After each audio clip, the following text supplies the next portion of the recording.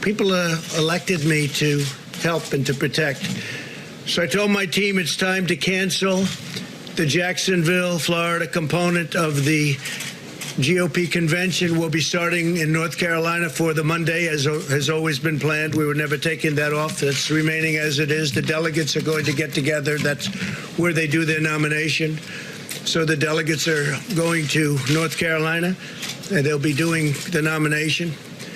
And we're going to do some other things with tele-rallies and online the week that we're discussing, which will be really good. I think we're going to do it well.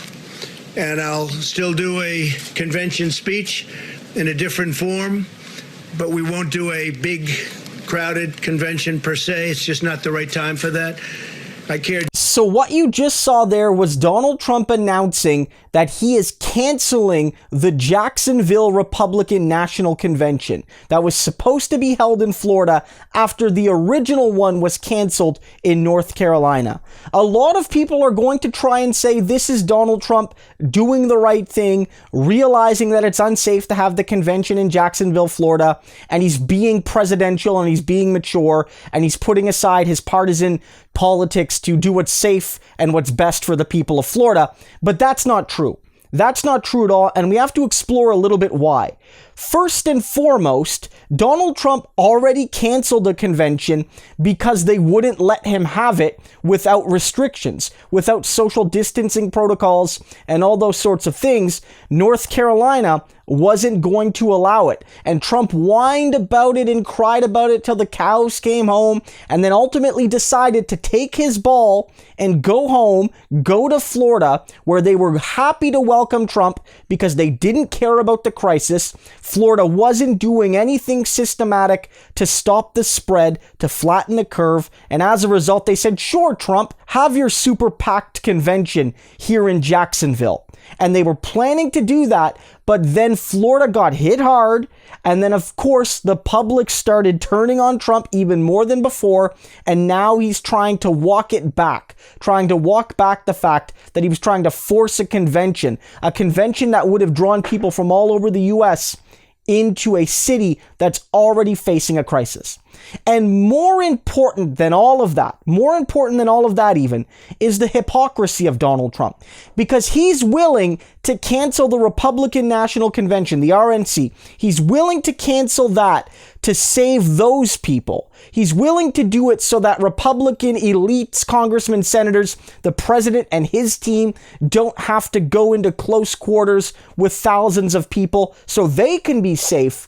But Donald Trump still wants to force the economy open before it's ready. He still wants to cut off benefits to working class and middle class people. He wants to compel schools under the threat of lost funding to open up again in August or September because he needs them to be open if the economy's going to reopen. And so as we've noted on this channel, Donald Trump doesn't actually care about the health and safety and dignity of regular working and middle class American people. He just doesn't. What Donald Trump cares about is getting those economic numbers up as fast as he can, regardless of the social or political responsibility. He just doesn't care.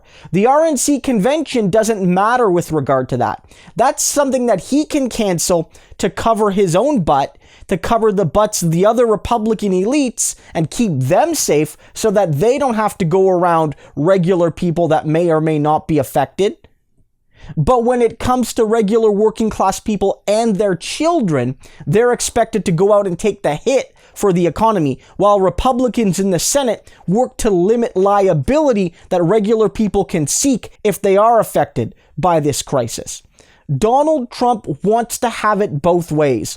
On the one hand, he wants to look like a reasonable, statesman-like politician for canceling his own party's convention. But when it comes to the sacrifices he needs to make to delay economic reopening, to protect people, to delay the reopening of schools, he's nowhere to be found. Do not buy the media narratives if they come that Trump's doing the right thing here. He's been forced to not do the wrong thing.